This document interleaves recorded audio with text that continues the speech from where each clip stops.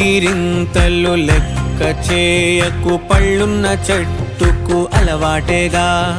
కలత చందకు చందమామకే ఏటేట చవితికి నిందలేగా.